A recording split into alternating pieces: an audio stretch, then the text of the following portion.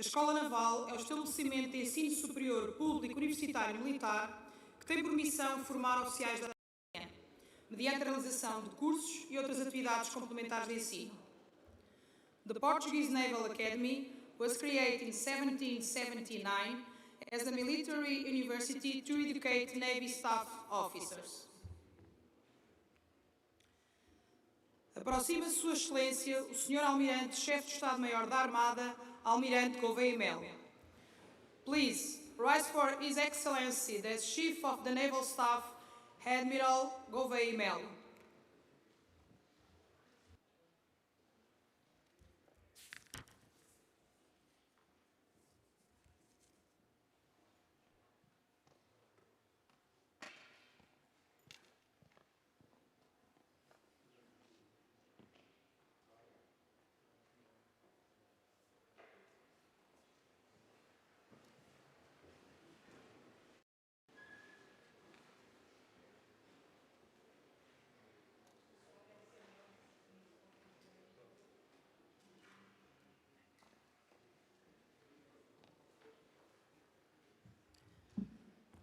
Com a autorização de Sua Excelência, o Sr. Almirante, Chefe de Estado-Maior da Armada, Almirante Gouveia e Melo, declara-se iniciada a Conferência IDEIA 2022.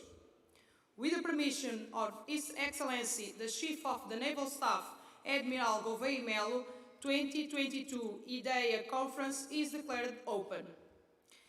Esta terceira edição é subordinada ao tema Relevância do Estado para as Operações Marítimas e Economia Azul, e pretende sobretudo dar voz à Marinha, à Academia e à Indústria, na expectativa de identificar problemas, alinhar conceitos e debater soluções no que à dimensão do espaço respeita. A conferência será inaugurada por Sua Excelência o Sr. Almirante, Chefe de Estado-Maior da Armada, Almirante Gouveia e Melo. O Sr. Almirante Gouveia e Melo usará agora da palavra.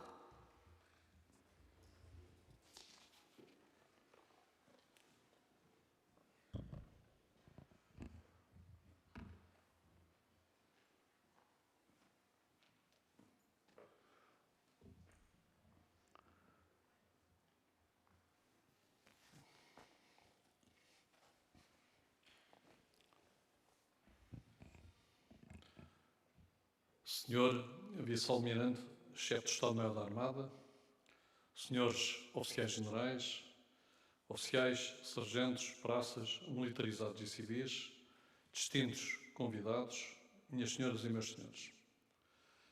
Gostaria de começar por saudar todos os que nos deram a honra de estar presentes nesta sessão de abertura, bem como os que nos estão a acompanhar por videoconferência.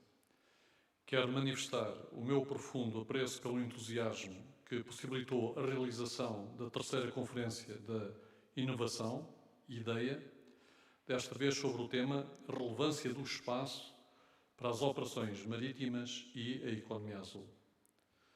I would like to thank Vice Admiral Kate Blount, NATO Marcom, for his participation in this conference, which is a gesture of sympathy and institutional solidarity that we greatly appreciate.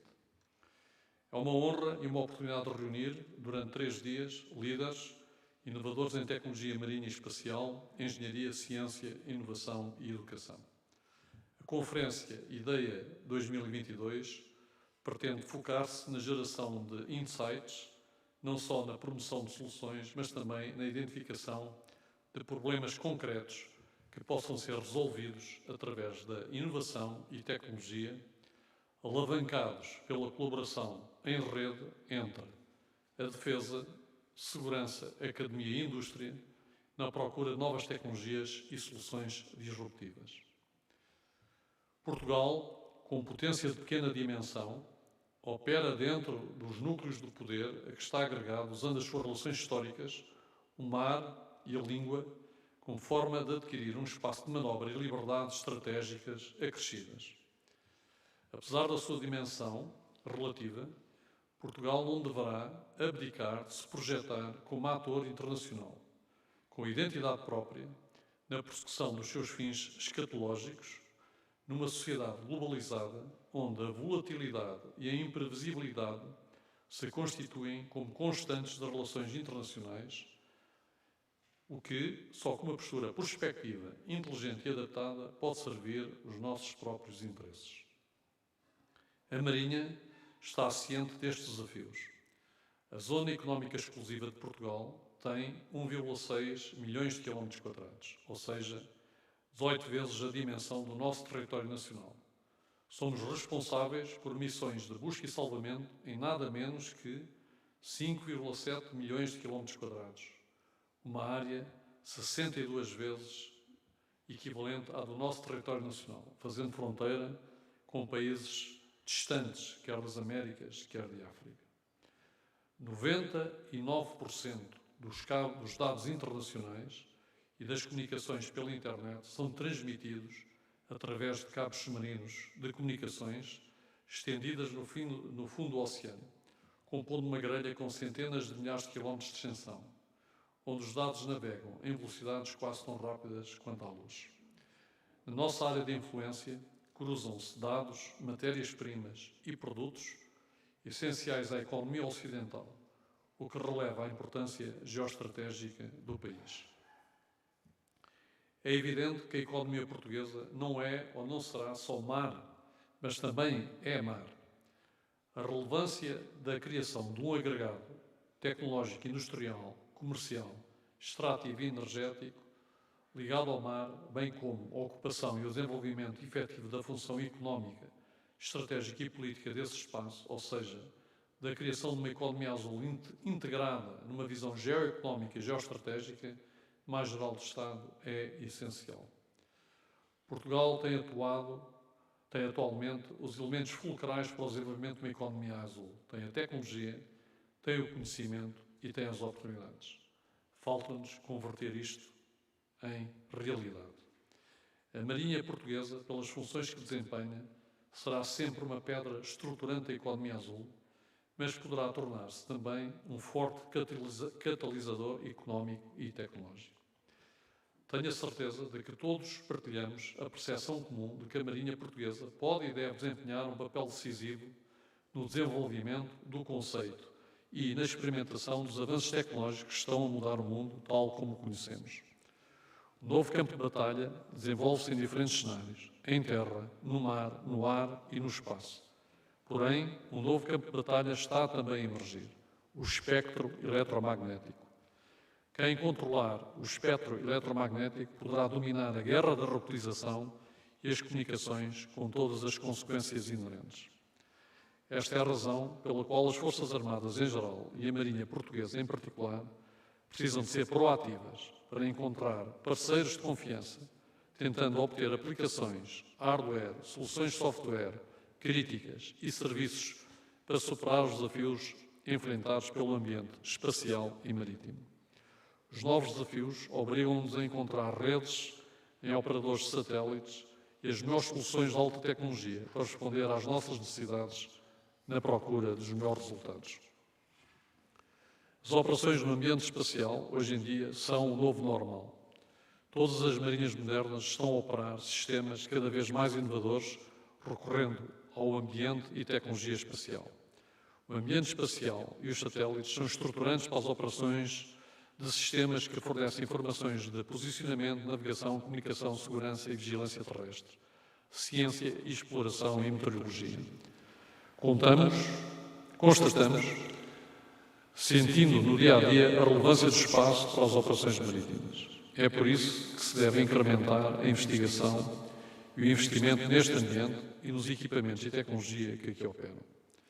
Minhas senhoras e meus senhores, a minha ambição como chefe de Estado-Maior da Marinha é proporcionar a Portugal e ao povo português uma marinha moderna. Uma marinha que opera e faz uso dos 5 domínios: mar, terra, ar, espaço e ciberespaço. A velocidade das alterações tecnológicas, das próprias ameaças e dos seus contextos obriga a Marinha a encontrar no seu seio formas inovadoras de organização que permitam fomentar e multiplicar atitudes de inconformismo e de procura de novas soluções, através de processos de experimentação operacional que conduzam a técnicas, táticas e procedimentos disruptivos, criando um verdadeiro desequilíbrio favorável às nossas operações. A inovação não acontecerá por decreto, mas sim mediante o fomento de uma cultura própria onde prevaleça este mesmo inconformismo e a vontade de testar novas soluções, muitas vezes sem o medo de errar. A inovação só será alcançada se pudermos coexistir em harmonia com uma estrutura típica das Forças Armadas, fortemente hierarquizada, e também com as comunidades de conhecimento e de interesse mais desestruturadas. Estas comunidades serão o verdadeiro motor de evolução, induzindo uma atitude de mudança e adaptação constante no seio da instituição. A associação das comunidades internas a entidades externas, ligadas à ciência e à investigação, é nuclear a todo o processo de inovação. Esta ligação deve ser fortemente incentivada através de protocolos e parcerias, o que contribuirá também para a solidificação de um agrupamento cluster tecnológico, científico e económico a nível nacional. Este é o objetivo desta Conferência IDEIA. Esta é a razão pela qual estamos aqui hoje.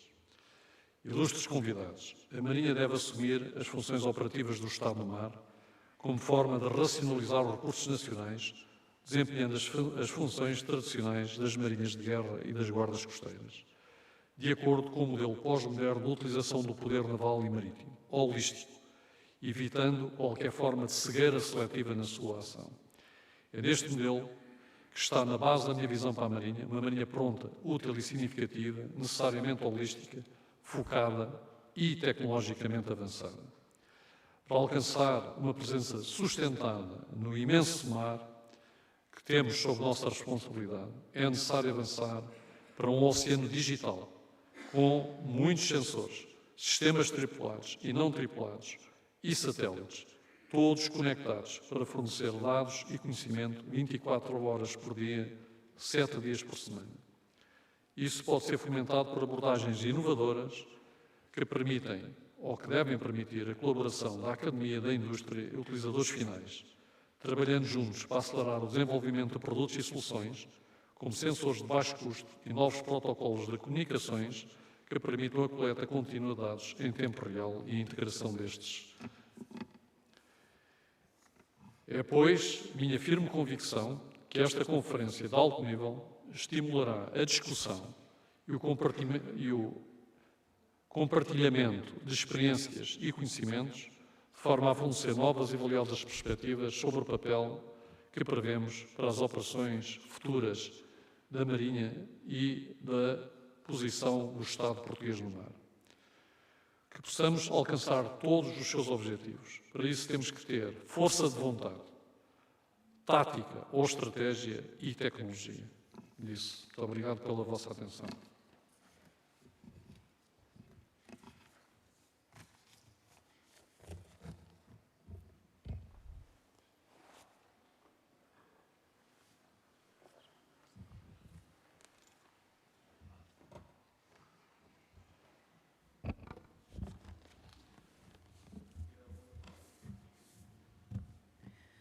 De seguida, proceder-se-á à cerimónia de entrega do Prémio de Inovação da Marinha Portuguesa 2021. Convida-se a subir ao palco a criadora do símbolo de inovação, subtenente Sofia Ribeiro.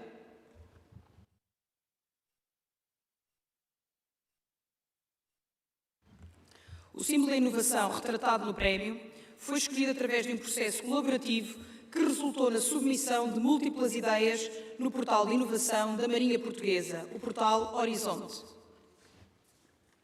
O Prémio de Inovação da Marinha Portuguesa foi criado como estímulo e reconhecimento e destina-se a galardoar o trabalho que anualmente se tenha distinguido no setor da inovação ao serviço da Marinha e da Autoridade Marítima Nacional. Em 2021, o Prémio de Inovação da Marinha Portuguesa foi atribuído à Célula de Experimentação Operacional de Veículos Não Tripulados, pelo trabalho desenvolvido na criação pioneira do ventilador X95 Nortada, que constituiu uma resposta ao esforço nacional de combate à pandemia Covid-19.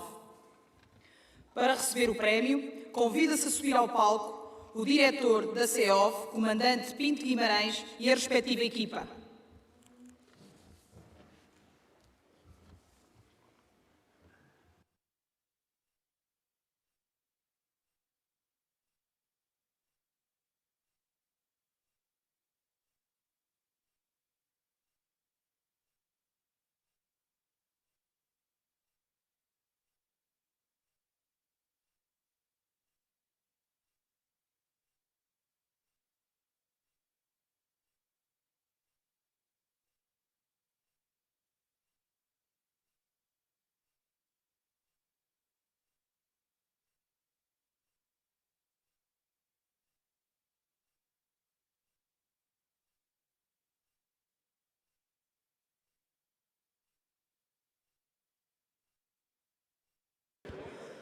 Para encetar esta conferência, a primeira comunicação será subordinada ao tema Relevância do espaço para as operações marítimas, proferida pelo Allied Maritime Commander, Vice-Almirante Keith Blount. Now, allow me to start the agenda of the first day of this conference by virtually receive the Allied Maritime Commander, Vice Admiral Keith Blount, who honored us with a video regarding space relevance for maritime operations. O Vice-Almirante Keith Blount é o comandante da NATO's Allied Maritime Command e o comandante operacional da NATO's Maritime Naval Forces. Vice Admiral Keith Blount is the commander of NATO's Allied Maritime Command. He is NATO's principal maritime advisor and has operational command of NATO's standing naval forces.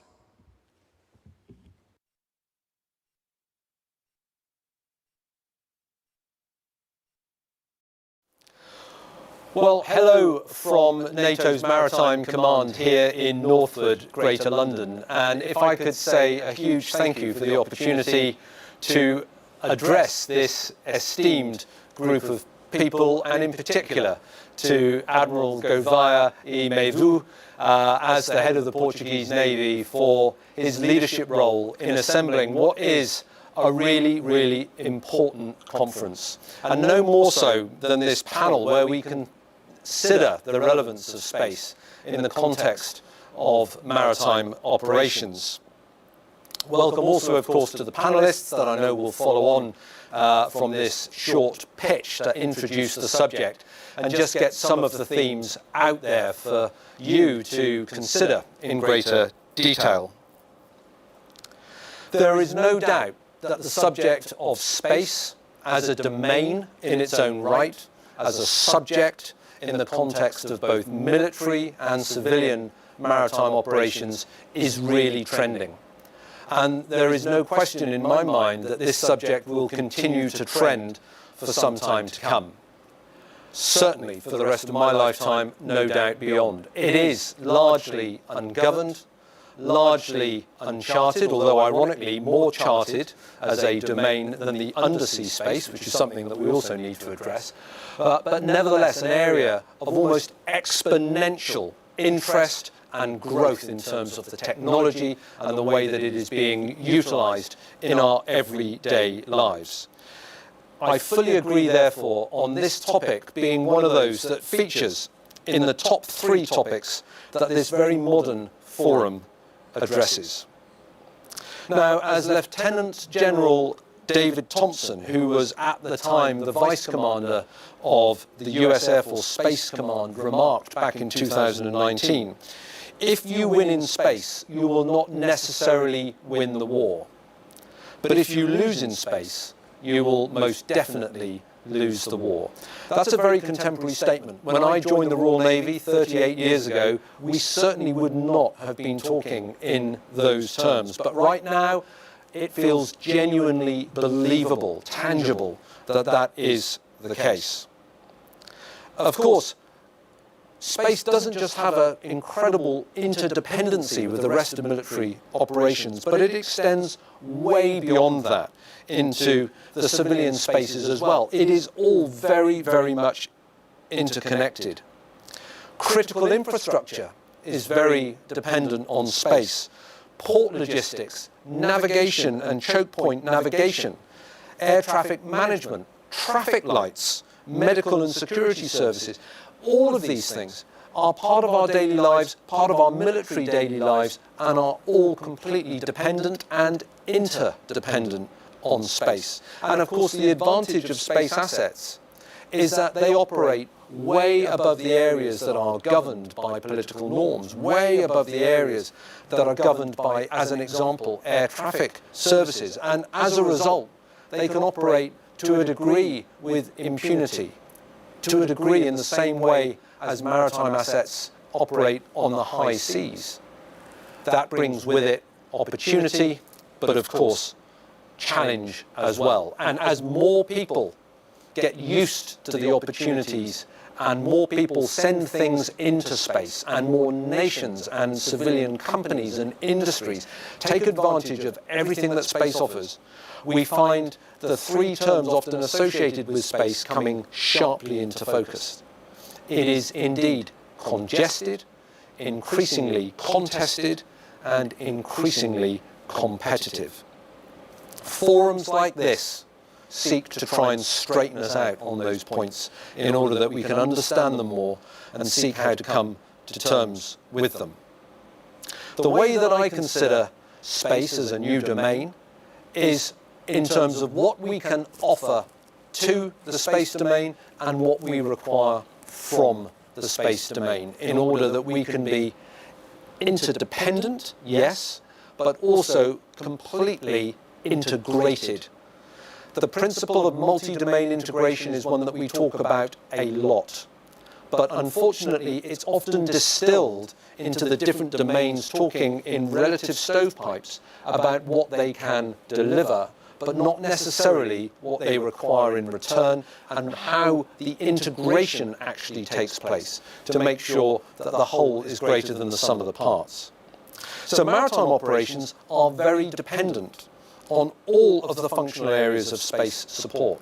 Satellite communications is perhaps the first one that everyone would be familiar with. Certainly I'm familiar with this. Right from my very early days in the Navy, we were dealing in satellite communications.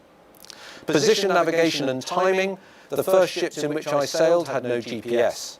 Now imagine where we would be without GPS and precision navigation systems of all kinds. I remember in my Navy the days the paper charts were replaced by electronic charts, and the huge fuss that created and the worries and the risks that came with it. But nevertheless, that transition is now all but complete around the world. Personnel recovery, CSAR, targeting are all areas that rely on the space domain. Intelligence, surveillance and reconnaissance, and more simply than that, the basics of maritime situational awareness have huge reliance on space and the systems that operate there. Understanding the terrestrial environment, weather forecasting, oceanography rely on space systems, but equally so does the understanding of the space environment and the way in which that has an impact on long-range weather forecasting, which has been revolutionized through space systems, and our understanding of the terrestrial environment through it. Space situational awareness, satellite reconnaissance notifications, overflight warnings, extended range air surveillance radars contributing to low Earth orbit satellites, all of these things enhance now the maritime domain and the way in which we operate. And shared early warning. Since the end of the Cold War, we've seen integrated air missile defense go on a downward slope and now rapidly ramp up as we recognize not just the importance of IAMD, but the way in which it can be exponentially bettered through embracing the space domain and bringing it closer. On the flip side, of course, we can support the space domain in many ways. All of the information that we have at sea in the terrestrial space, even what can be observed through binoculars, can have an implication and an input into the space environment, where it can be, as an example, rebroadcast or analysed or used as part of a targeting equation or whatever. So we mustn't forget that just operating in a private ship at sea has, in some way, a direct connectivity to space. And indeed, commanding officers today have a responsibility to think in that way and make sure that the environment in which they are operating is always considered as being relevant to something that could be valuable in the space domain, whether to increase situational awareness in the maritime domain or indeed enhance it elsewhere, or indeed to deliver some other sort of function. We can, of course, also contribute to many other things. At the moment, one of the the big areas of interest is in the way that global climate change is having an effect on the way in which we operate in the maritime. So whether it's the way in which the Northern Sea route is opening up, whether it's the observation of ice flows, whether it's the observation of pollution, water quality, all of these things, every one of those has a complete relevance to what we do here in Marcom and what navies, both military and merchant, do around the world. So I'd like to think that we have truly understood the value of space to the maritime environment here in the maritime headquarters of NATO, and therefore what we are now looking to do is to accelerate that integration, the integration of the space domain with the maritime domain, not just to be able to talk about the two as separates, to be able to talk about how they come together. And one of the ways in which we will do that is through exercise Dynamic Messenger. Later on this year, based in Troia, Portugal, and thanks again to the huge generosity and hospitality of the Portuguese Navy, this will ride in series with RETMUS, the Portugal's own national exercise that looks to evaluate new systems, to conduct operational experimentation and capability development. And we will take the brilliant work of RETMUS and take it a step further. And this is not just about the integration of space, but it's also about the integration of all the other different domains in a very, very high-tech environment. So I would put an advertisement out there for Dynamic Messenger. It's the first autonomous, focused, uncrewed, focused exercise that NATO has done. We're doing it in parallel with ACT, in partnership with ACT, and of course with Portugal, and it's very exciting. And it has a direct relevance to what you will be talking about here today. So as I close out, I'll just offer you a few final thoughts. Space, among everything else, is an enabler. It unlocks opportunity. It allows us to do things faster, better, further, more accurately than would have ever been possible before we learned how to exploit space as a domain, and we're only just starting. We must think about how we can draw on that opportunity even further. We must also recognize that some of the space systems that we have been reliant on for many, many years are already redundant. There has to be a constant focus on how we can continue to accelerate the development of new systems, keep ourselves relevant, keep ourselves ahead. But as old systems become redundant, the word redundancy also has to be applied to thinking right now that we must not be 100% reliant on space systems. We have to recognize, for all of the promise, for all of the opportunity, for all of the technology, it can fail or be unavailable. And therefore, it is still important today that we teach people to do things like navigate from the stars, or at least navigate without the aid of global position systems. We have to be able to do things from first principles in order that we can then really enjoy the benefit of everything that space can offer. And my final point, and I think it's particularly relevant today, is I'm a leader in the Royal Navy, a leader in NATO, and yet space is part of my education that has largely been absent. I've learnt about space by listening to people half my age. I've learnt about space from reading documents, much of which is hard to understand. And the reason for that is that I haven't been brought up as an officer that is fully understanding of what the space domain is about, in the same way as I have not been brought up as an officer that was made aware of cyber from a very, very early age. And that's no failing of the system in which I was educated. It is simply a statement that reflects the time in which I serve.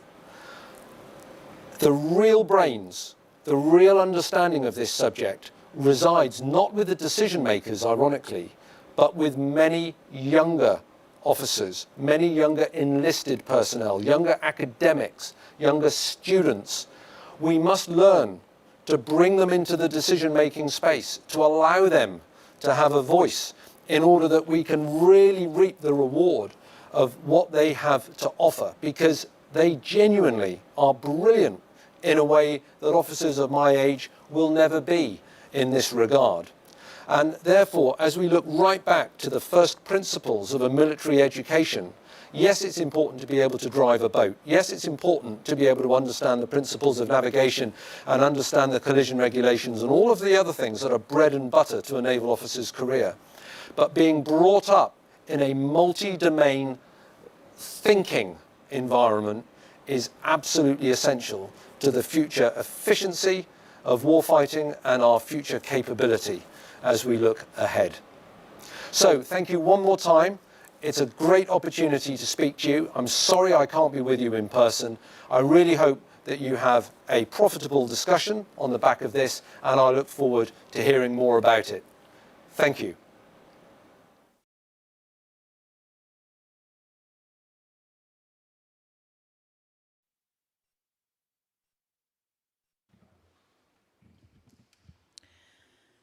Segue-se a Innovation Talk, subordinado ao tema Capacidades Espaciais Emergentes para a Segurança e Proteção Marítimas, moderada pela engenheira Teresa Ferrara. Now we present you the first Innovation Talk on Emergency Space Capabilities for Maritime Safety and Security, moderated by Teresa Ferrara. Para o efeito, convida-se a excelentíssima moderadora e os excelentíssimos oradores a ocupar os seus lugares no palco. Now we invite the moderator and the speakers to take their place on the stage. Teresa Ferrara é licenciada e mestre em Engenharia Eletrotécnica e de Computadores no Instituto Superior Técnico em Lisboa e desde 2017 exerce o cargo de diretora do setor do espaço de uma das maiores equipas que trabalham na área em Portugal, na GMV Innovation Solutions. Teresa Ferrara has a degree and a master's degree in Electrical and Computer Engineering from Instituto Superior Técnico in Lisbon, and since 2017, she has been the Director for Space, one of the largest teams working in the area in Portugal, GMV Innovation Solutions. Contra-Almirante Pedro Proença Mendes é o segundo comandante naval desde janeiro e começou a sua carreira como oficial navegador. Rear Admiral Pedro Proença Mendes is the Deputy Fleet Commander since January and started his operational career as a navigation officer. Simon Best é engenheiro de eletrónica e exerce o cargo de diretor de inovação da Airbus Defence and Space. Simon Best is electronics engineer and now is the head of the innovation at Airbus Defence and Space. Leonard Ball é desde janeiro o diretor do Departamento de Safety, Security and Surveillance da European Maritime Safety Agency. Leonard Ball is as of 1 January the head of the Department Safety, Security and Surveillance at the European Maritime Safety Agency. Sérgio Barbedo é licenciado em Engenharia Civil no Instituto Superior Técnico e desde abril de 2013 exerce o cargo de Diretor-Geral da Edisoft. Sérgio Barbedo is graduated in Civil Engineering by Instituto Superior Técnico in Lisbon and since April 2013 acting as General Manager of Edisoft. Passo a palavra à Sra. Engenheira Teresa Ferrara. Muito obrigada. Teresa Ferrara, the floor is yours. Thank you. Muito obrigada. Good afternoon, everyone. I hope this is, yes, it's working correctly. So good afternoon, everyone. Thank you very much for the kind introduction, also for inviting us here. Welcome to our participants as well. I'm actually very happy to moderate this first innovation talk at the conference IDEIA 2022, and especially because it's in presence, so it's good to see each other's faces or eyes when wearing masks, so I'm very happy about that. Actually, in the last couple of years, while we were struggling with the pandemics, mostly at home, mankind was launching nearly as many satellites as in all the decades before that, since Sputnik. So space is really evolving at a very rapid pace. We are seeing new technologies, new processes, and it's evolving very fast, very innovative ideas on sensors and on payloads. So, and this is exactly the topic of this discussion. So, about emerging space technologies for maritime security and safety. The way we have organized this talk is that I will give the floor to each of the participants. I would say 10 minutes, more or less. Then I will open the floor to questions. So I'll start maybe with you, Contra-Almirante Proença Mendes. Very happy to see you here, and the floor is yours. Please. Thank you very much, Teresa. It's a great pleasure to be here with you. I am a user. I don't know a lot about this, or anything about this, but I will try to express my thoughts as a user. Space-based capabilities are already a game changer on maritime and safety and security responsibilities on the fleet commander, but they can be increased, of course. I took some notes. Satellites have great sensors for maritime situational awareness because they can observe large areas and communicate, gather information directly to users, to regulators, and to those who are giving services based on that information. In about 40 years, we moved from the transit system on navigation. We were having fixes every 90 minutes and with 1 mile error. And it was amazing. It was so good because we were using the sextant before. Today, we have less than 1 meter errors, and we have our position, and we know the currents, we know everything permanently. So, good, easy, and precise positioning system eliminated navigational errors and disasters, increasing safety of navigation. But ships that were sailing only on safe lines of navigation, away from dangers, are more adventurous and sail anywhere, at any time, and closer to dangers, increasing the risks. I wrote somewhere that due to constant technological development, mostly related with the nanotechnology, fast processing, and energy efficiency, every 5 years we multiply by 10 the capacity of sensors and computation per kilo of equipment in a satellite. So, global navigation satellite systems, GPS, Galileo, GLONASS, are the face of the success of satellites on support of maritime activities, but they can give us much more. They can provide authorities with more accurate and timely maritime situational awareness, with information from onboard radars, cameras, both visual, thermal, multi and hyperspectral, AIS, and so on. They can, or they should, zoom in rapidly on a scene of action. They also could provide easily accessible meteorological information that supports weather forecasts, fog areas, maritime currents, ice formation, all very much desired information for the users of the sea. The data received from satellites is enormous, and if properly analyzed, can provide good information for organizations like the Fleet Command, who is dealing, apart from defense, with maritime safety and maritime security. It's a lot of data that allows the identification of the patterns of life. And if we have good analytics and an automatic means of detecting abnormal behaviors, then we can find the needles on the huge haystack. Those who need special attention because they are polluting, are in any sort of dangerous troubles, are perpetrating crimes like illegal fishing, smuggling, trafficking, or navigating into sensitive or forbidden areas. We can also, with satellites, follow or pay special attention to special users of the sea, anticipating programs.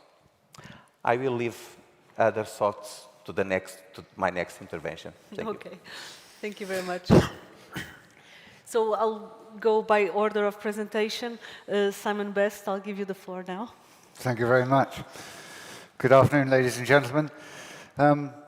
When I was asked to come here, I was thinking about what I would say, of course, and I think my first key word is accessibility. I think the journey space has been on over the years from a very government-controlled, a very secret and very expensive topic.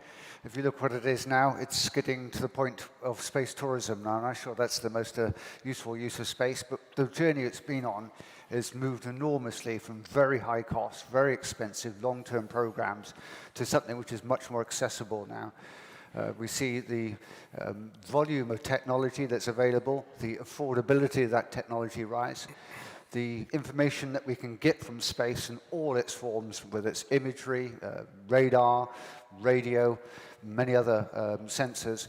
This vast amount of information can be brought down to Earth, and then we had a processing problem. It's expensive to store the information, and then it was very hard to program or look through all that information. And that problem's gone away with the access to cloud computing and flexible resources, computing resources on Earth. And then the next problem was the algorithms to go and work on it, computer vision and pattern recognition algorithms. And then the advent of machine learning came along, and then we hit the next problem about getting learning data, and then someone solved that. So at each step of the way, the capabilities that are potential from space, every time we hit a roadblock, we solved it and got another solution to where we are today now, where you can access enormous amounts of information from space and do an enormous amount of analysis on that, and actually then use that information, the situational awareness that you can get from space, which is second to none, and then incorporate that, as the Vice Admiral before said, then incorporate that with the knowledge of the local vessel, whether the vessel is an aircraft or a ship. You can then incorporate that with the information they've got and get a fantastic situational awareness that you would never otherwise get.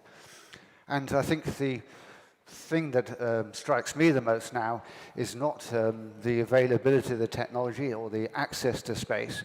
I think the limiting factor we hit now is what to do with it all. We have so much technology available at an affordable price, it should permeate so many things that we do. And I think in the navies, as I look at I looked at the map the other day when I was briefing myself for this, and I saw the huge expanse that the Portuguese Navy has to take care of in the Atlantic Ocean. And then, I don't know about you guys, I look for resources all the time. No matter how well off you are, there's always finite resources. The huge space you've got to deal with in all navies, the finite resources you've got, the increasingly cunningness, perhaps, of other people who are not so well behaved at sea. You have to do more per dollar, per euro. You have to get much more out of it, and space can deliver so much more action per euro invested in all the activities you have to face. And I think now, as I say, that for me is the biggest stumbling block now, is what to do with all this capability we've got.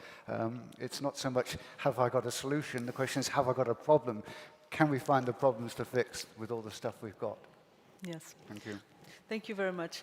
And then with this challenge of what to do with it, I'll give the floor to Mr. Baal-Lendert. So. Thank you very much. Good afternoon to all. Thank you very much for having me also today in this innovation panel. One of our tasks as an EU agency is to compose and collect data for the maritime picture, or what in the military normally called the maritime domain awareness. And that is a bit of an eternal challenge, because we can always do better. We always want to be close to real time. And for that, we need space. So I think working in the maritime domain, you cannot do it without space. For normal communications, already for decades, it is quite normal and accepted. All ships are communicating via SATCOM solutions, one way or the other. For monitoring, space is extremely important. So I think for large sea areas, I think the Portuguese EEZ is of course, a good illustration of that. You need to have space assets to help you to understand what is the human activity at sea. And of course, innovation in that respect is very much important because we have a lot of technological advances, also in daily life in society, but we need to bring it to the operational level. We need to translate the technology, new technology inventions, and turn it into operational solutions that we can use for our day-to-day work. And also that goes rather fast. I'll just give you one example. More than 10 years ago, we started to collect AIS, the normal positioning of vessels, by satellite. And at that time, more than 10 years ago, we were extremely happy that we could collect 200,000 positions per day of all the vessels around the globe. And we said, this is a great achievement. Now, 10 years later, we are, depends a bit on how you count, and with the third or fourth generation of satellites, we are collecting today at EMSA 34 million vessel positions per day. So we moved from 200,000 to 34 million in a little bit more than 10 years. And that is what innovation brings. So if you really look at what are the opportunities, and I think also our British colleague also talked about opportunities, it is, I think, also our task to bring these opportunities to the operational level, from technique to operations. And in that sense, I think there is still a lot upcoming if we talk about innovation. So for us, one of the next steps is radio frequency detection, which we don't have. Of course, we have a lot of vessel positioning systems like AIS, LRIT, VMS. We have, of course, Earth observation products, optical images, synthetic aperture radar images. But a next pillar for the maritime picture for us is detection of radio frequencies to detect maritime radars, but also phone detection, GSM and satellite phones. Can you imagine how much help that will bring for law enforcement purposes, but also for search and rescue? Nowadays, everybody has a phone. So if at sea you can detect a phone, you know there is a human being. So in that sense, if you can do that by satellite, it will be an enormous additional pillar of information that we can add to the maritime picture for all our users in the maritime domain. So I'm very much hoping, and there are some new space companies that are investing in it, that this will, in 3 to 5 years from now, be a new dimension of the information that we can offer to our users. Another interesting development is HAPS, high-altitude pseudo-satellites. These are not really satellites, but they are a bit in between airplanes and satellites. These are, for example, air balloons or aircraft like gliders that operate at a height of 20 to 30 kilometers that you can keep in position, that you can equip with a lot of payload, a lot of different sensors. That also may help to further increase the monitoring capabilities that we all need for our daily jobs at sea. So these are, for me, two, let's say, main opportunities in the years to come that we would like to utilize to add to our portfolio to do even more. So innovation still is important. When it comes to the things that we already do, we can still do things better. I think the tasking time of satellites still take too much, so we can do things faster. We can still shorten the delivery chain from end to end. So in that sense, I think also with the, let's say, established technologies, there's always with innovation room to do things quicker, better, more efficient, more accurate. And in that sense, I think it is good to keep on having the focus on innovation, because it will help us very much in the near future to further, let's say, make our daily lives easier and to do a better job for all what we know regarding human activity at sea. And I would like to keep it to this, and then maybe we can come back to some of the issues later in the discussion. Thank you very much. Great, thank you very much. So Sergio Barbedo, now the floor is yours. Teresa, we are definitely living challenging times for all of us, for industry, for academia, and for armed forces. Nowadays, at present, armed forces definitely have a very challenging moment. A moment that is global in terms of the different perspectives of our lives. And when we talk about space, when we talk about missions, when we talk about the systems that are between these environments, we talk about managing information. And it's all about managing information and what we do with this information. The information that is exchanged between different agents, and what it allows us, the ones that have operations to perform with this information, to do about it. And with it. If we took, let's look at just 5 perspectives concerning space and concerning the Navy, where we are today. Well, we have the defense perspective. And nowadays, when all of us thought that the Atlantic was a secondary ocean concerning defense, and with a clap of our hands, the Atlantic is already in the center again. Things are changing very fast, really fast. We saw that in just 1 month, what changed concerning the European landscape. We saw that, for instance, the Russian Navy crossed the Atlantic, entered the Mediterranean towards the region where it is currently, near Ukraine, and what satellites can do to NATO, to monitor, to understand what's happening in all these movements and across all the moments, and so fast as we have, and we need this information today. This was completely impossible 20 years ago, 30 years ago. The second perspective that I want to raise is security. Security and safety. Let's put it both together, like EMSA joins both.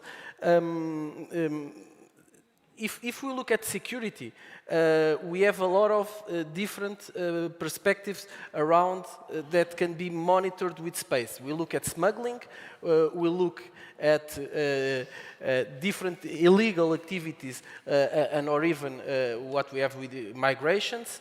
But we also have other things like, for instance, oil spilling.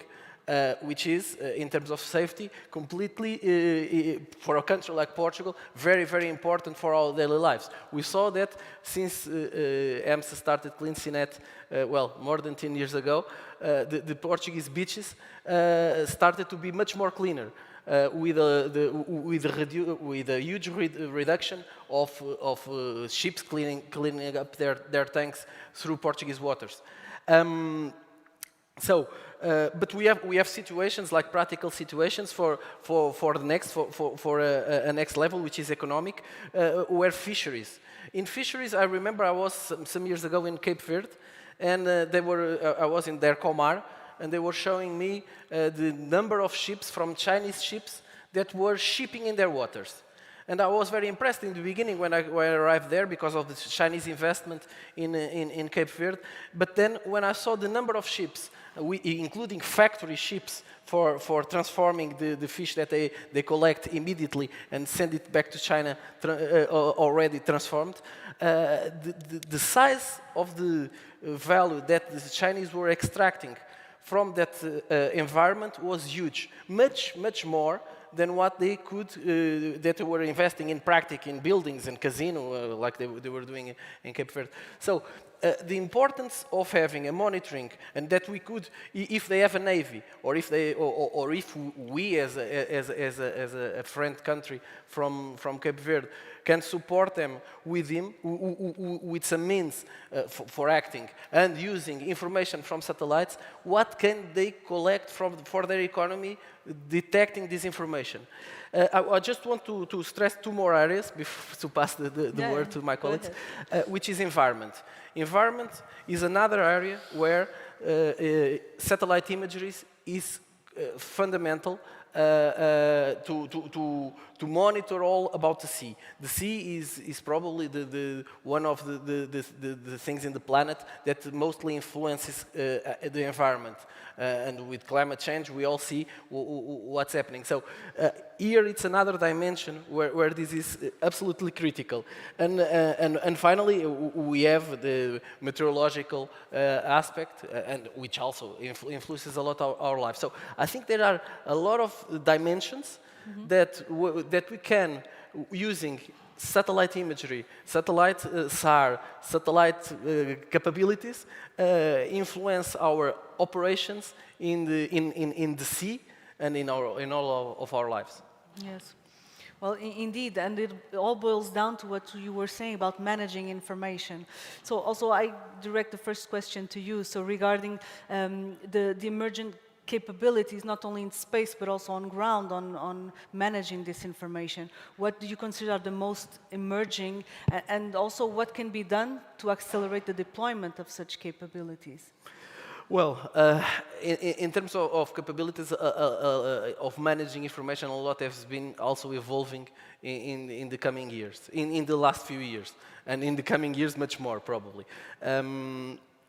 We have a huge increasing performance in terms of data analysis, because one of the situations that we are having today is a flood of data as never before in humankind.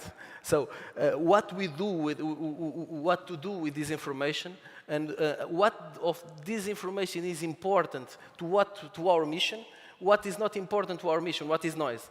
So there is today a big challenge in getting the right information in the right time, and to treat this information with, at the end, and using the initial introduction of Admiral Gouveia-Mel, with cybersecurity on top of it, because actually information is so critical today that we must assure that it is not corrupt. Mm-hmm. So we have a cycle of the collection and the treatment of this information that, with much powerful systems that we have today, that can be done. And for being here also again in the Navy, that should be on board.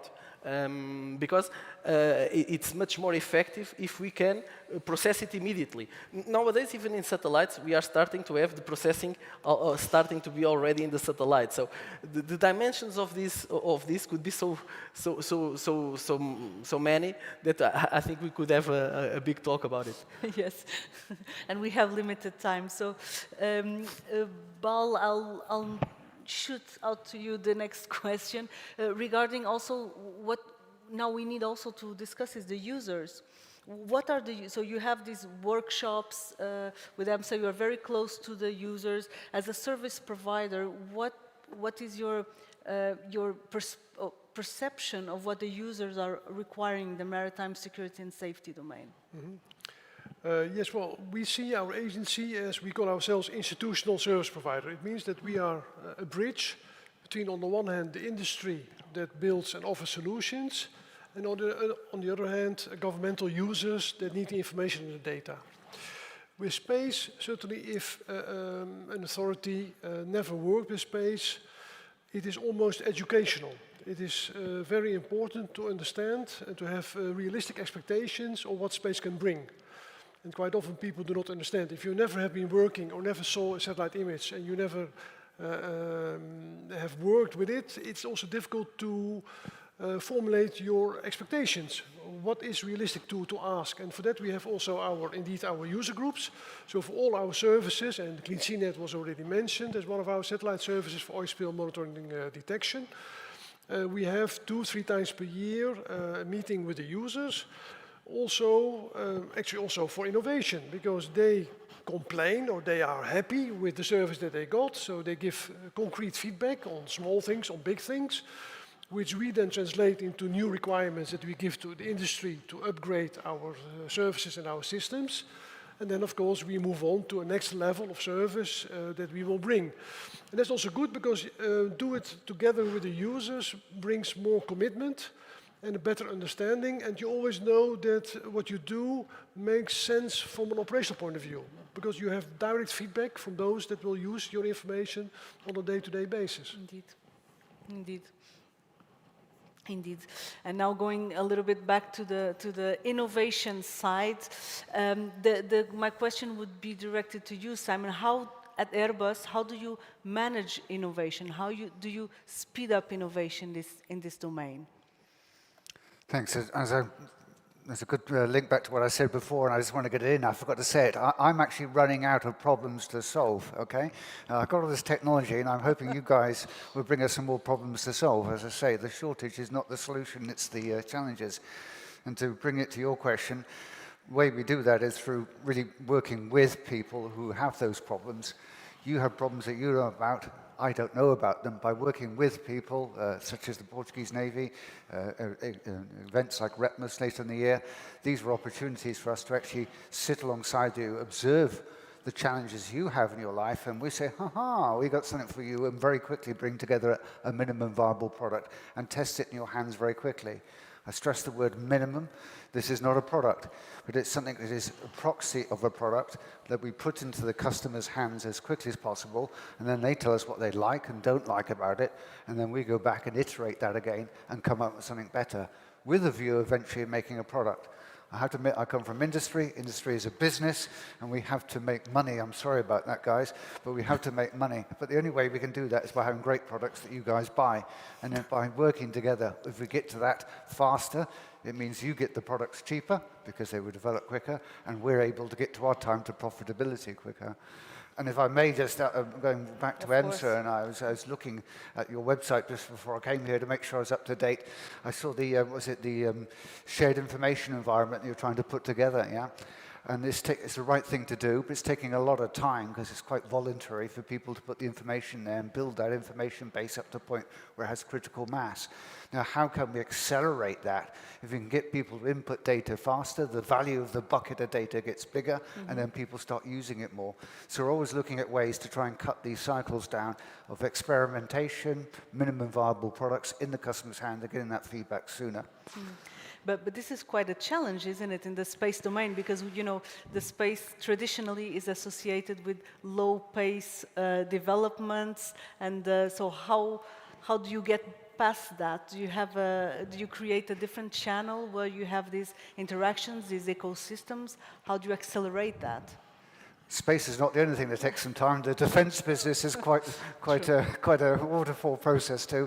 So yeah, I mean, first of all, as I said, there's already a backlog of capabilities in space. The amount of private money that's going into space now on top of the government programs, there's a wealth of technology sitting there. So you don't have to wait to put some new technology in space, first of all. But then I think really, as I say, cutting down the time to result is through experimentation and minimum viable products. That's the only way to do it. And then quickly dropping those things that don't work.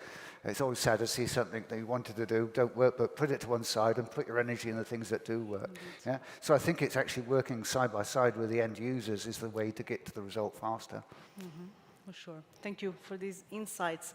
Mr. Contra-Almirante, now back to you on what are the most promising emerging space capabilities from the fleet commander perspective? And also, regarding innovation, how could we speed up innovation? So getting from the technology which is available, let's say, somehow, back to you to really use it in your day-to-day. Well, for the start is dealing with that huge amount of data that we have, is analysis and interpretation using that analysis. But I would like to stress 2 points here. We deal in search and rescue at the Fleet Command. We deal with those big regulated ships. They have everything on board. They have access to the good information. And there is no problem helping them. We know where they are, we know what they need, and we send our means to support them. But we also deal with canoes, with pirogues, with unregulated fishermen, unregulated. We lose lots of canoes. We have a ship in São Tomé operating, and we lose canoes every year because they don't have any single means of communication. If satellite information is available, if they have something like a radar reflector for satellites, it would be a game changer. We still have ships that change their route, crossing the Atlantic. They still go through the Azores in order to call home through their mobile phones because it's cheaper than satellite. It should not be. because danger increases. We have, because of the difficulty on access of information, we have accidents with the sailing yachts because they don't use weather information from satellite. They left a port a week ago, they are caught with bad weather, and they were not aware, because it's expensive. So there are services that should be free from this kind of for any kind of users. In fact, meteorological information, METOC, meteorological and oceanographic information, I don't think that it evolved a lot in the last 20 years. I think we need better weather forecast. We have the information, we have the analytics, the capacity, we have those 30 years ago, the best computers were used in meteorology. Nowadays, they are not being used for that. Because if I have a 20 days weather forecast, I can have a ways of the seas. The ways I use when I leave home to come to my work, I can have the ways of the seas. I can tell the ship, or the ship will know, oh, I should be going in on this route because of weather. So I think that some improvement in meteorology and the access to meteorology would be also very much important for us. And it's like you said, it's we, the users, and I say the user as fleet commander and as sailor, we have a lot to share with you. Because normally I see products, and I see products for the regulated, and it's a lot of people, and those are the big problems for us. Very interesting. Thank you. Thank you. Now I would like to open the floor to questions. I guess I assume that there will be some microphone to move around. And I will ask you also to present yourself before the question. So I was wondering if there is any, please raise your hand one at a time. I have one question there. I'll ask, yes, someone to bring the microphone there. Please specify if the question is directed to someone in particular or to the whole panel. Okay, okay, there first, sorry.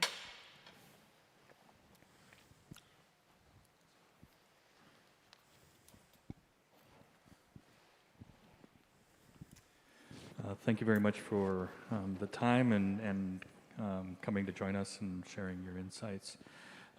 This is for Mr. Mendez. My name is William Hosak. I'm with WeatherStream.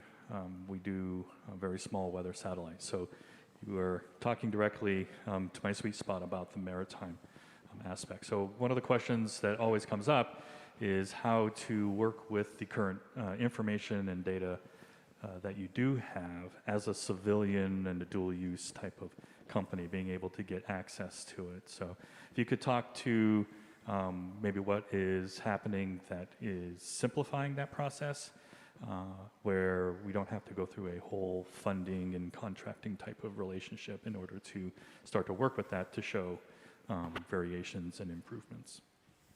Sorry, I didn't understand very well. Could you please repeat? Also, I had some trouble. Yeah, sorry. Maybe without the mask? Yeah, and sorry, I still have airplane voice as well. So my question was how we can, as a commercial entity, work with you and gain access to the data that you're talking to, where we can start to work with it to develop those products and then pair it with our current next generation weather capabilities so that it is seamless, because we don't want to make a hard cut in technology change.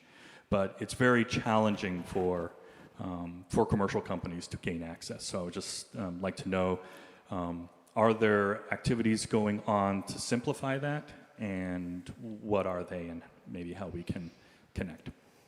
Okay, thank you very much. We are not a rich Navy, but we have a huge playground.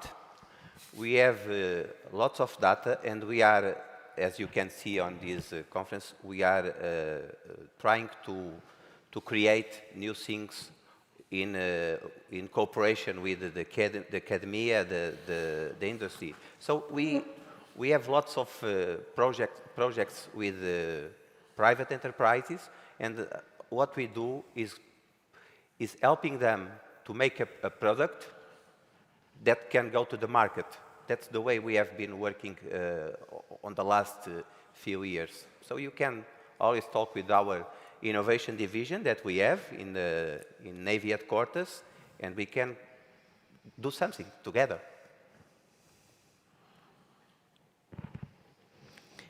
Thank you. I think we had another question over there.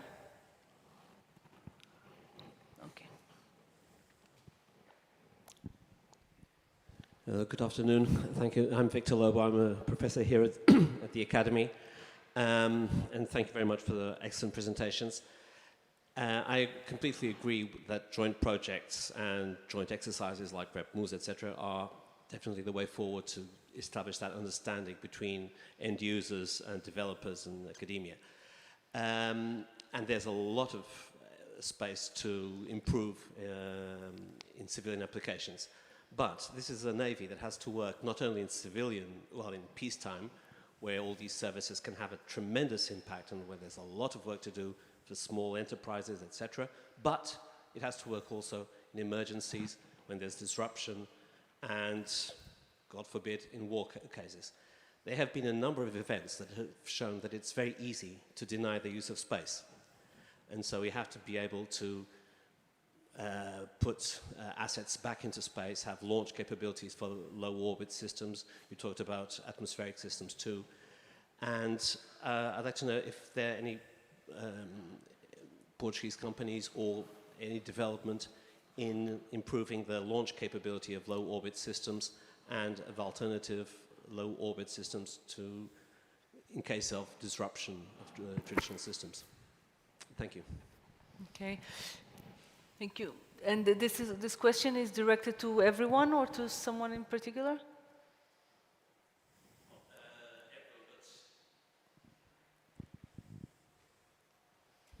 Well, I'd say everyone, but in particular to Simon Best, which I think Airbus has a lot of experience in atmospheric systems and long endurance systems to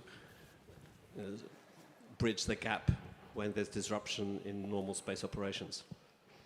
Okay, thanks for putting me in the spotlight there. So thank you. Yeah, I mean, you also mentioned about Portuguese launches. I must admit, I would need to pass on that one to my Portuguese colleagues. But I think the general question is micro launchers.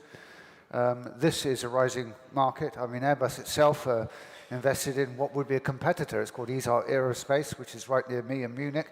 We invested in that, and they are looking to launch things in the sub 50 kilogram orientation into 125 to 250 kilometer ranges. So that's what they're trying to do at much lower cost. And if you look in the market there, there's so many companies now getting into what I call this micro launcher sort of environment. So, and I also know, but again, forgive me, I'll be honest, my expertise in what you're doing in Portugal space at the moment, I'm just picking it up, but you've got some ambitions in the Azores, I believe, as well there, and this is a perfect opportunity for you, actually, Portugal. You've got some good real estate guys here. I'll be really honest, you might say we don't have all the dosh the Americans have, but you've got some brilliant real estate, and you could be a very good home for those sort of people to grow and learn their technology. So I really would welcome the Portuguese government and the authorities who can have influence there to give a place for these people to come and try and put their stuff to use for you guys. There's companies I saw in Singapore doing this as well at the moment. Now there's many other places in the Nordics as well. A lot of micro-launcher companies coming to the market with technology. They're short of real estate to actually launch and try these things out. And you guys have got real estate. So that's one very, okay, geographically simple answer. I know there's money involved in anything I just said there, but that's what needs to happen. It's collaboration in the day. In the early stages, when a product's there, there's a business model and it runs. The challenge is getting there, and that's where you have to have collaborative environments where the startups, the young companies will work basically for zero margin, if not even negative. If governments and authorities can provide environments to allow those scarce euros to make traction in their products and they get to product earlier, then you will have a sustainable business case. It has to be sustainable at the end. The question is what can everybody do together before it's sustainable as a business? Yeah, yeah. I will pick up Simon's leading speech. Well, actually, as probably most of you know, Portugal had the intention of using, as Simon referred, a source capability and potential. We look at this asset, and this asset is really precious on these days. We see that distant islands have a huge value in terms of putting things in space. We see it in New Zealand, we see it all around. Forgive me, I think there's a few Bentleys floating around nearby at the moment as well. Yeah? also. Well, and the source definitely is again central. It was central in the, 500 years ago. For every ship would have to stop by there. Then some 80 years ago with planes, and now it's good for launching satellites. Definitely, we have here the Ricardo from the Portuguese Space Agency, PT Space, and a lot has been thought here. A tender was issued last year, during these last 2-3 years, concerning creating a spaceport in Açores, which we at Edisoft are very, we have been part of it. Things meanwhile have been a little bit fuzzy, but I think that this is a great capability, potential capability that Portugal has, that with the right with attracting the right capital and creating the right business model can be very challenging and very interesting for the future.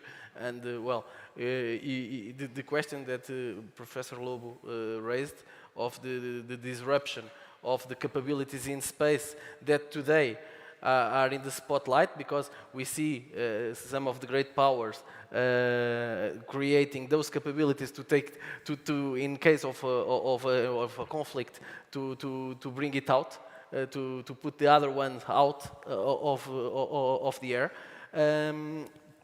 So we have to be also fast, because we never know what happens in the future, and the history shows us that, peace has been just a moment in time, unfortunately. But let's see, and definitely Portugal can play a role here. Let's see what happens in the coming 2 years. Okay, thanks. There were also a couple of questions in the second row. Decide who would go first. Let me take this off. Good afternoon, everyone. A question destined at Lindert, Mr. Lindert Bouw from EMSA. You're in quite a unique position at EMSA because you are between the end users and the industry, right? And you had, throughout the last 10 years, you've had a pioneering role in launching new services because you have the ability to aggregate demand, essentially. Mm-hmm. You've done that with satellite data, and more recently with drones. We worked together in that area. And you left us, so I always look at EMSA, I always look at EMSA as like a beacon, not from a scientific point of view only, but because you have your hand in the pulse of the market. You know, what's available today and what can be bought, because then you have to work with prices and budgets and realistic stuff, right? And in your intervention, your first intervention, you mentioned a little bit about areas that you see will be critical for the future. You mentioned the RF spectrum, so basically from satellites being able to sense what's going on. We're already doing that with drones, right? With seeing what cell phones, what radars are in the sea, etc. And also you spoke about hubs. Now, my question is, more to give you an excuse or to comment a little bit on Europe is planning to do more constellations, more Earth observation services, etc. And for example, Portugal is setting up projects in that area and preparing to launch more satellites for Earth observation in the next few years. And I think it's fundamental to hear the market. And you kind of represent the market in the sense that you aggregate the demand to some extent. Obviously, just to some extent, but you do. So I would just like to, I know it's a difficult question, but I usually ask difficult questions to you in our meetings. But the question is, how do you see this? Where do you feel a need in the next few years? And it's a crossing between what type of information and what frequency, right? And you also spoke a little bit about that. So the revisit times, etc. Because it's I think the guidance we need for the investments we will be doing in the next few years. Thank you.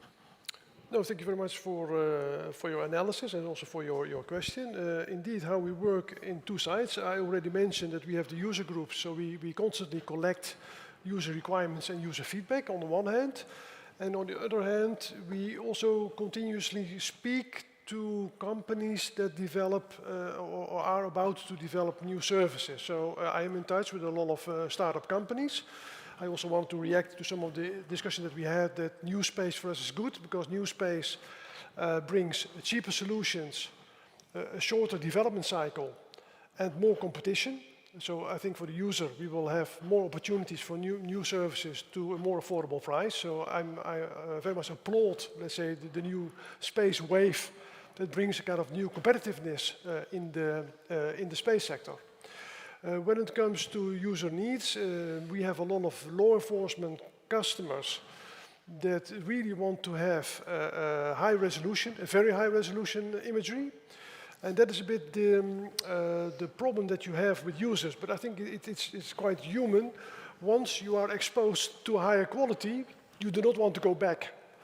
It's the same that if you are used to drive a fancy car, and I said, I have a lower quality car, but I said to you, yeah, but it is much cheaper.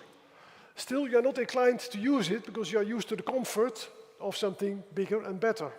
And that we see very much with very high resolution optical, where now our users are not even happy anymore with 50 centimeter resolution, but only want to have 25, 30 centimeter resolution. So once they, let's say, have enjoyed the higher quality, which also helps them better in their operational needs, then it's very difficult to say, no, now you have to go a step backwards and also be happy with 1 or 2 meter resolution, because they are not interested anymore in it.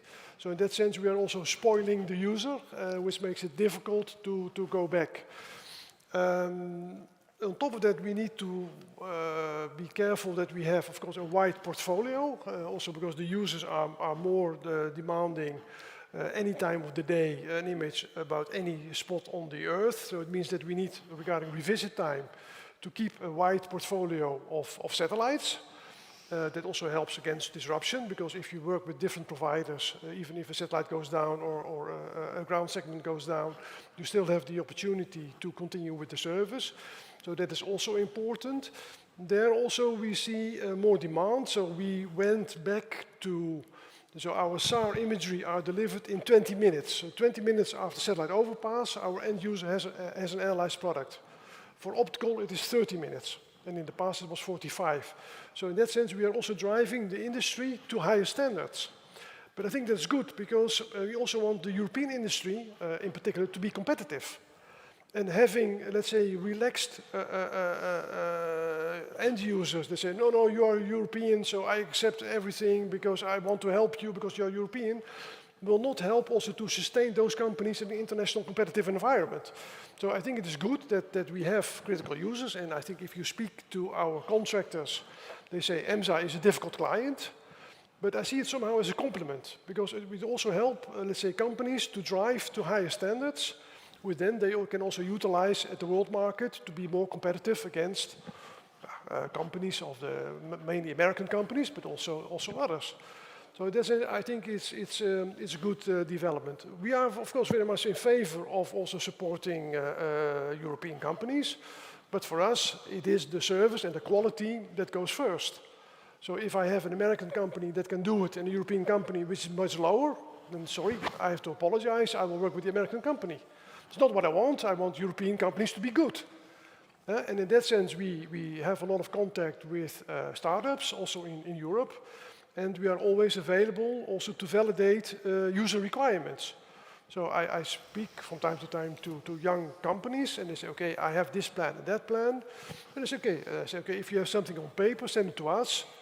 I run it via my technical team, and then we give a validation of the requirements that are being used. Because I also understand that as a new company, you do not know the market that very well. So it's also good to have this kind of market feedback, as you were referring to. And this is also a bit the way we try to help also companies in Europe that also starts to enter in this domain, which in the long term is also our interest. Sorry for the long answer. No, it's fine. Also, you know, in satellite navigation, we have this saying that accuracy is addictive. So yes, this is exactly the same mechanism. Yeah. Okay. Last question, I think. Ivo Vieira from Lusospace. We are running a project with also GMV, the Portuguese Navy and Air Center regarding developing a constellation of satellites for Earth observation. And we are facing the need from the Navy to have SAR imagery, which is more expensive, maybe not possible. And I would like to know your opinion from how far you think that SAR is very important because of the clouds, or do you think there is a lot of room for optical, but I'm talking about medium resolution, 5 meters. Do you think for high revisit time there is still room for that, or from your experience this is old fashion? I think medium resolution, I will not sign easily a new contract for medium resolution optical because either my users will have a SAR image, because with that you can cover wide sea areas. So let's say for initial monitoring or initial identification of events of interest, normally you use a SAR image, which is also much cheaper than an optical. So more or less 90% of our images are SAR and 10% are optical. And once you have a specific event or a specific case where you want to zoom in and know better the information, you want to have optimal information from that spot. For example, if we help for drug smuggling, anti-drug smuggling, or for the immigration issue, once you have an area of interest, then you want to zoom in and then you want to get maximum information of what's happening there. That can be in a port, that can be in a particular sea area. So in that sense, we always have the combination of the two.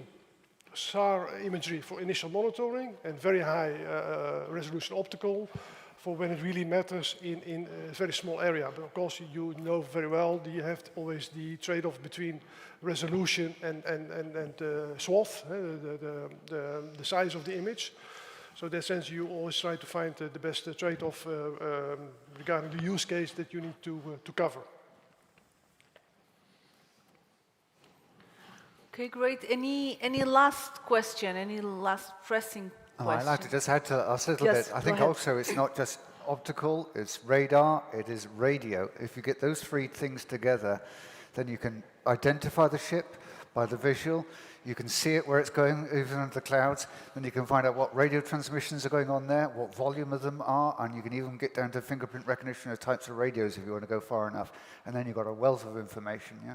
If you can combine those three things, particularly in maritime, then you can predict where to put your assets.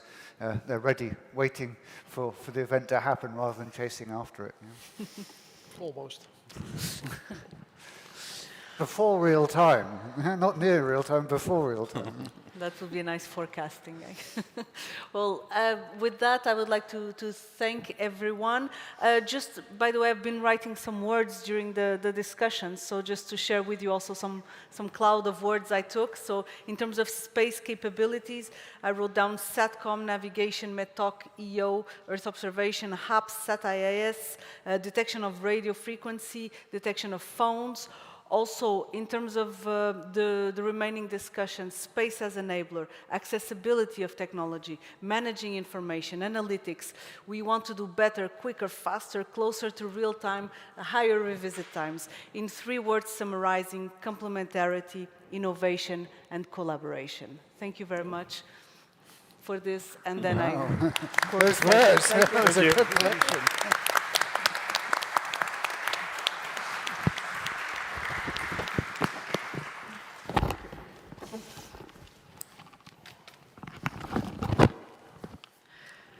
Great, thank you for this.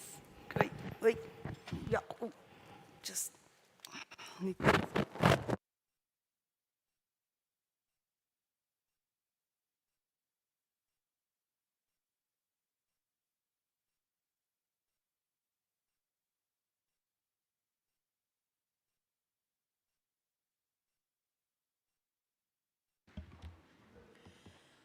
Em nome de Sua Excelência, o Sr. Almirante, Chefe de Estado-Maior da Armada, dá-se por encerrado o primeiro dia da Conferência IDEIA 2022.